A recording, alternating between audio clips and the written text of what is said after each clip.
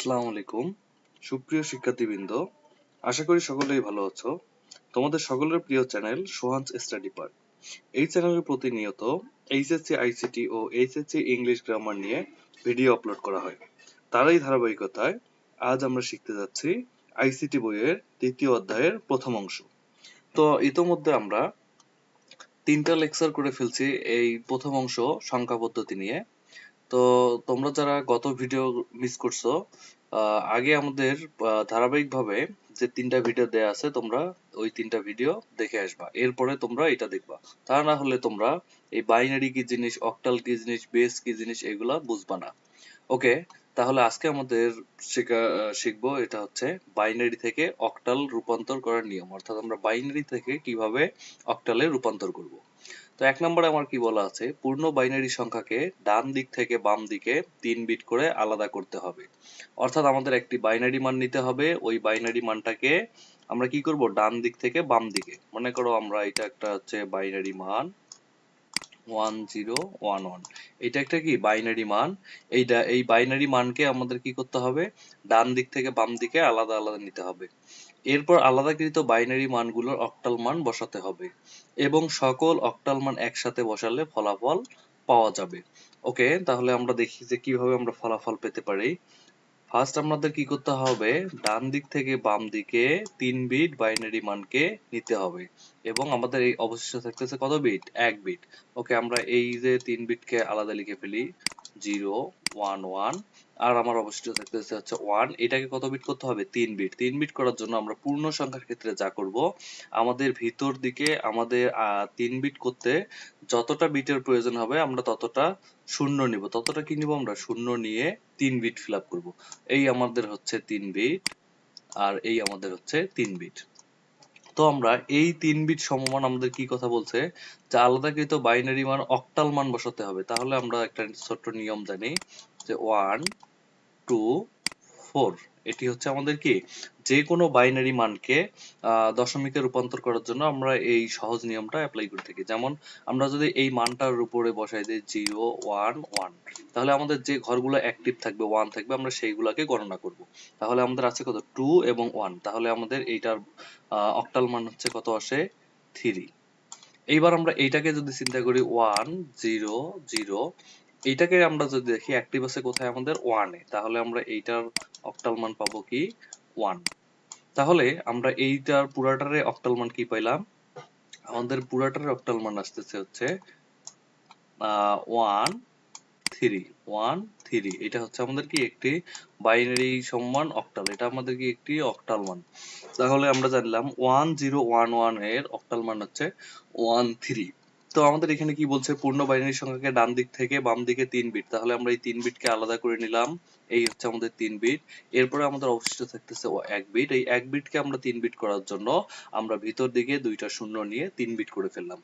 এরপর আমাদের কি বলছে, আলাদাকৃত বাইনারি মানগুলোর অক্টাল মান। তাহলে এই যে আমাদের আলাদাকৃত বাইনারি মান যেগুলো করলাম, এটা কি করলাম, অক্টাল মানগুলো বসাই দিলাম। কিভাবে, এই 1 2 4 এই 3টা সংখ্যার সাহায্যে। এরপর আমরা কি বললাম, এবং সকল অক্টাল মান একসাথে বসালে ফলাফল পাওয়া যাবে। তাহলে আমাদের এই যে একটা অক্টাল মান, এই যে একটা অক্টাল মান, এই দুইটা অক্টাল মানকে একসাথে করে আমাদের কি ফলাফল হয়ে গেছে। এটি ছিল আমাদের শুধুমাত্র পূর্ণ সংখ্যার ক্ষেত্রে। এবার আমরা দেখবো যে ভগ্নাংশের ক্ষেত্রে কিভাবে আমাদের করতে হয়। ভগ্নাংশের ক্ষেত্রে আমরা দেখব, ভগ্নাংশের ক্ষেত্রে আমি একটা ভগ্নাংশ মান নিয়ে নিলাম। এটি হচ্ছে যে 0.1011 তো এই মানটিকে আমরা কিভাবে করব একটু ভালো করে দেখো। এবং রেডিক্স পয়েন্ট, এই যে আমরা যে দশমিকটা দেখতেছি, এই দশমিকটাকে আমরা কি বলবো, রেডিক্স পয়েন্ট। রেডিক্স পয়েন্টের ক্ষেত্রে বাম দিক থেকে ডান দিকে 3 বিট করে আলাদা করতে হবে। অর্থাৎ আমাদের এই বাম দিক থেকে ডান দিকে 3 বিট করে আলাদা করতে হবে। এরপর কি বলছে, এরপর আলাদাকৃত বাইনারি সংখ্যাগুলোর অক্টাল মান বসাতে হবে। তাহলে আমরা এইখান থেকে 3 বিট পাবো আর এইখান থেকে পাবো হচ্ছে 2 বিট। তাহলে আমরা এই মানটাকে বসাই ফেলে দেখি কি আসে, 1 0 1, আরেকটা হচ্ছে 1 1। এটাকে করতে হবে কত বিট, 3 বিট। তাহলে আমাদের এখানে দেয়া আছে 2 বিট আমাদের ভগ্নাংশের ক্ষেত্রে বাহির দিকে শূন্য নিতে হবে, এটা মনে রাখতে হবে। পূর্ণ সংখ্যার ক্ষেত্রে আমাদের যখনই 3 বিট ফিল আপ করতে আমাদের সংখ্যার প্রয়োজন তখন আমরা 0 নিব ভিতর দিকে। যখন আমাদের ভগ্নাংশের ক্ষেত্রে 3 বিট ফিল আপ করার জন্য মানের প্রয়োজন তখন আমরা 0 নিব বাহির দিকে। ওকে, এইবার এইটার সমমান আমরা কি বসাবো? অক্টাল মান বসাবো। তাহলে অক্টাল মানটা কিভাবে বের করবো? এটা আমরা এর আগেও দেখে আসছি। এটা আমরা এইভাবে লিখবো যে 1 2 4। তাহলে আমাদের অ্যাক্টিভ আছে কোথায়? 4 আর হচ্ছে 2। 4 আর 2 আমরা অ্যাক্টিভ করলে কত পাই? 6। আর এটাকে যদি আমরা অ্যাক্টিভ করি 1 2 4 এর মাধ্যমে, তাহলে আমাদের অ্যাক্টিভ হচ্ছে 4 আর হচ্ছে 1। তাহলে 4 আর 1 অ্যাক্টিভ করলে আমাদের কত আসে? 5। তাহলে আমরা 0.10111 এর অক্টাল মান হচ্ছে আমরা কি পাইলাম? 5 6। আমরা কি পেলাম? 5 6। এটি হচ্ছে আমাদের একটি অক্টাল মান, অর্থাৎ আমরা যে এই বাইনারি মানটাকে অক্টালে রূপান্তর করে ফেললাম। আশা করি তোমরা সকলেই বুঝে গেছো যে বাইনারি থেকে কিভাবে অক্টালে এই একটা ছোট্ট একটা নিয়মে আমরা অ্যান্সার করতে পারি। মাত্র 3টা আমাদের অপশন ছিল, অর্থাৎ 1 নাম্বার 2 নাম্বার 3 নাম্বার। এই 3টা অপশনের সাহায্যেই আমরা কি করলাম? একটি বাইনারি মানকে অক্টালে রূপান্তর করলাম। ওকে, তোমরা বুঝে গেছো কিভাবে আমরা করে ফেলছি। আর তোমরা দ্রুত এই আমাদের 3টে নিয়ম লিখে নিবা। আর তোমাদের যার যেখানে প্রশ্ন আছে তোমরা নিচে কমেন্টসে জানাই দাও, এবং তোমরা নিজের থেকেই এই অঙ্কটা আমাকে করে দেখাও। 1 0 1 দশমিক 0 1। এটি একটি বাইনারি সংখ্যা। তোমরা এই সংখ্যাটিকে রূপান্তর করবা হচ্ছে অক্টালে। এই মানটাকে তোমরা অক্টালে রূপান্তর করে আমাকে দেখায় দাও। ওকে, আশা করি তোমরা সকলেই বুঝে গেছো বাইনারি থেকে অক্টালে কিভাবে রূপান্তর করতে হয়। এরপর আমরা দেখতে যাচ্ছি হচ্ছে অক্টাল থেকে বাইনারিতে রূপান্তর করার নিয়ম। তাহলে আমরা এর আগেরটা দেখলাম কিভাবে আমরা বাইনারি থেকে অক্টালে রূপান্তর করতে পারি, এবার তার বিপরীতটা দেখব। তো 1 নম্বরে আমার কি বলা আছে?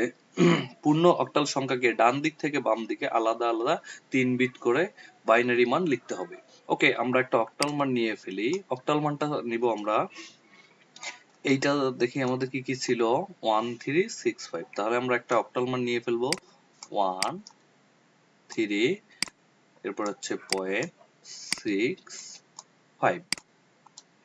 আমরা যেহেতু অক্টাল মান নিচ্ছি তাহলে অক্টালের আমরা বেস জানি হচ্ছে কত? 8। এখানে ব্যবহৃত হবে 0 থেকে 7 পর্যন্ত মোট 8টি অঙ্ক। এই অক্টাল মান সমমান আমরা রূপান্তর করব হচ্ছে বাইনারি মান। অক্টাল থেকে কিসে রূপান্তর করব? বাইনারিতে।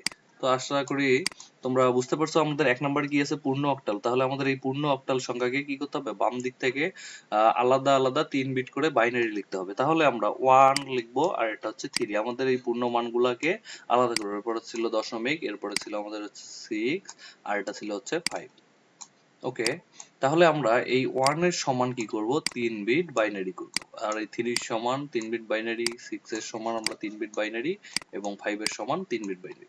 তো 1 এর সমান 3 বিট বাইনারি করতে হলে আমরা এই নিয়মকে ফলো করব, 1 2 4। তাহলে 1 এর বাইনারি করতে হলে আমার 1 কে অ্যাক্টিভ করলেই হবে, আর 2 লাগবে না, 4 লাগবে না। তাহলে আমরা 1 এর বাইনারি পাইলাম হচ্ছে 0 0 আর হচ্ছে 1। এটি হচ্ছে আমার 1 এর বাইনারি। এরপরে আমরা করব 3 এর বাইনারি। তাহলে 3 করতে আমার কি লাগে? 2 আর হচ্ছে 1। তাহলে 2 আর 1 যোগ করলে হয় 3, আর আমাদের এখানে 4 লাগতেছে। তাহলে 3 এর বাইনারি হচ্ছে 0 1 1। এটি ছিল আমাদের কি 1 3 এর বাইনারি মান। এরপর আমরা করব 6 5। তাহলে 6 5 এর বাইনারিটা আমরা এখান থেকে করে নিই, কিভাবে করা যায় দেখি।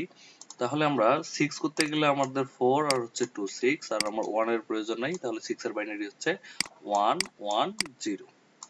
এরপরে আমরা দেখব 5 এর বাইনারি করতে আমাদের কি কি প্রয়োজন এটা আমরা দেখব একটু। তাহলে 5 এর বাইনারি করতে আমার লাগবে 4 আর হচ্ছে 1। তাহলে আমার 2 এর প্রয়োজন নেই। তাহলে 5 এর বাইনারি হচ্ছে 1 0 1। এটি হচ্ছে আমাদের কাঙ্ক্ষিত মান। তাহলে আমরা দেখে ফেলি যে আমাদের এই অ্যান্সারটিকে কি বলছে, যে 3 নম্বরে কি বলছে, এবং রেডিক্স পয়েন্ট। আমরা এই যে দশমিকটা যে ব্যবহার করতেছি এটার নাম কি? Radix point. রেডিক্স পয়েন্টের ক্ষেত্রে বাম দিক থেকে ডান দিকে সংখ্যাগুলোর 3 বিট করে আলাদা করতে হবে, অর্থাৎ আমাদের 3 বিট করে বাইনারি মান আলাদা আলাদা লিখতে হবে। এরপর আলাদাকৃত বাইনারি মানগুলো একসাথে লিখলে ফলাফল পাওয়া যাবে। অর্থাৎ আমরা যে 3 বিট করে বাইনারি মান আলাদা আলাদা করে ফেললাম, এটা একত্রে লিখলে আমাদের ফলাফল হয়ে যাবে, অর্থাৎ 0 0 1 0 1 1। এরপরে হচ্ছে আমাদের দশমিক, তারপরে কি ছিল? 1 1 0 1 0 1। এই যে আমার পুরাটাই হচ্ছে একটা বাইনারি মান। তাহলে আমরা একটা নিয়মের মাধ্যমে কি করে ফেললাম, বাইনারি থেকে আমরা এর আগে দেখলাম বাইনারি থেকে অক্টালে রূপান্তর, এবার দেখলাম আমরা অক্টাল থেকে বাইনারিতে রূপান্তর। শুধুমাত্র আমাদের এই তিনটা নিয়ম অর্থাৎ আমাদের তিনটা কোটেশন, আমরা 1 2 3 এই তিনটা থেকেই যে কোনো অক্টাল মানকে আমরা বাইনারিতে রূপান্তর করতে পারি। আশা করি তোমরা সকলেই বুঝে গেছো। যদি তোমরা না বুঝে থাকো তোমরা আবার কি আমার কমেন্টসে জানাই দাও যে স্যার আমরা এটা বুঝিনি। তা না বোঝার কিছু নাই, আমরা কি করব, প্রত্যেকটা দশমিক মানকে আমরা আগে আলাদা আলাদা করে লিখে নেব। এরপরে ওই দশমিক সমমান আমরা কি করব, 3 বিট করে কি বাইনারি মান বসাই নেব। এরপরে সকল আলাদাকৃত যে বাইনারি মানগুলো থাকবে এগুলোকে একত্রিত করলে আমাদের ফলাফল হয়ে যাবে। আশা করি তোমরা বুঝে গেছো যে কিভাবে আমরা বাইনারি থেকে অক্টালে রূপান্তর করতে পারি এবং অক্টাল থেকে বাইনারিতে কিভাবে রূপান্তর করতে পারি। তো আর কথা না বাড়িয়ে আজকে এই পর্যন্তই। তোমাদের প্রিয় চ্যানেল সোহানস স্টাডি পার্ক, আশা করি তোমরা সকলেই এই ভিডিও থেকে উপকৃত হবা এবং তোমরা আমার চ্যানেলটিকে সাবস্ক্রাইব করো এবং তোমাদের বন্ধুদের মাঝে শেয়ার করে দাও। ওকে, ধন্যবাদ।